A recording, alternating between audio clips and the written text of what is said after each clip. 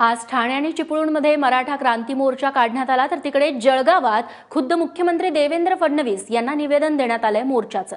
काही मुलींनी मुख्यमंत्र्यांची भेट घेत निवेदनातील मागण्यांकडे तातडीने लक्ष देण्याची मागणी केली।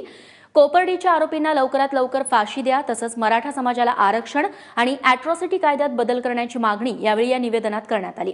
मुख्यमंत्र्यांना निवेदन देण्यापूर्वी निवेदनकर्त्यांनी माजी महसूल मंत्री एकनाथ खडसे यांची देखील भेट घेतली।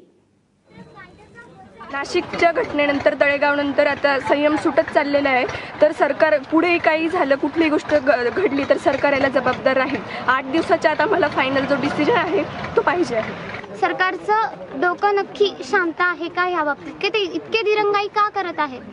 जर आज इतक्या मोठ्या प्रमाणावरती अत्याचार होत आहे, थांबत नाहीये, मग नक्की सरकारचा जो कायदा आहे याच्यावरती वचक राहिलेला आहे का? गुन्हेगारी वाढतच आहे, अजूनही ती संतुष्टात आलेली नाही।